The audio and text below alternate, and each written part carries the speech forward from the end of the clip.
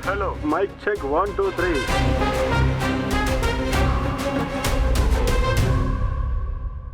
தாவேகா சார்பில் மாமல்லபுரத்தில் நடந்த கிறிஸ்துமஸ் விழாவில் பங்கேற்க அக்கட்சியின் தலைவர் விஜய் குட்டி கதை ஒன்றை சொல்லி அந்த கதை யாரை பற்றியது என்று நான் சொல்ல வேண்டியதில்லை என்று பேசி கைத்தட்டலை பெற்றார்.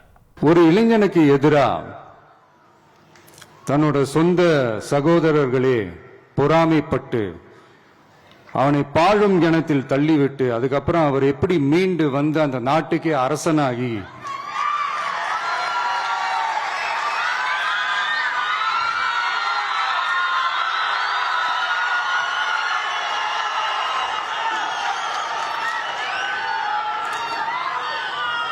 அந்த நாட்டுக்கே அரசனாகி தனக்கு துரோகம் செஞ்ச தன்னுடைய சகோதரர்கள் மட்டுமல்ல அந்த நாட்டையே எப்படி காப்பாத்தினாருன்னு சொல்லி இந்த மாதிரி நிறைய இன்ட்ரெஸ்டிங்கான கதைகள்லாம் பைபிள்ல இருக்கு. படிக்காதவங்க படிச்சு பாருங்க. அந்த குறிப்பிட்ட கதை யாரை பத்தின கதைன்னு நான் சொல்லி தெரிய வேண்டிய அவசியம் இல்லைன்னு நினைக்கிறேன். அது உங்க எல்லாருக்குமே நல்லா தெரியும். சோ இப்படிப்பட்ட கதைகள்லாம் நமக்கு எதை உணர்த்துது அப்படின்னா கடவுளுடைய அருளும் மக்களை மானசீகமாக நேசிக்கிற அந்த அன்பும் அதீத வலிமையும் அதுக்கான உழைப்பும் இருந்துட்டாலே போதும்.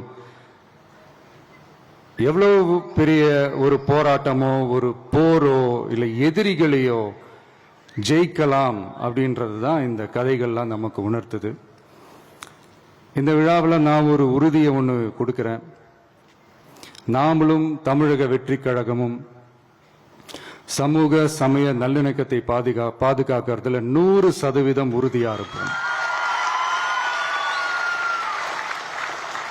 அதுல எந்த விதமான ஒரு காம்ப்ரமைஸும் இருக்கவே இருக்காது. அதனாலதான் நம்மளுடைய கொள்கைகளுக்கு மதச்சார்பற்ற சமூக நீதி கொள்கைகள்னு பேரு வச்சதே இந்த உறுதினாலதான்.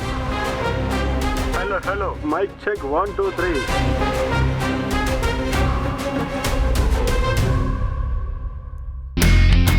இனி செல்லும் இடமெல்லாம் செய்தி. தந்தை டிவியின் வாட்ஸ்அப் சேனலை ஃபாலோ பண்ணினா செல்ல இருக்கும் இடமெல்லாம் செய்தி.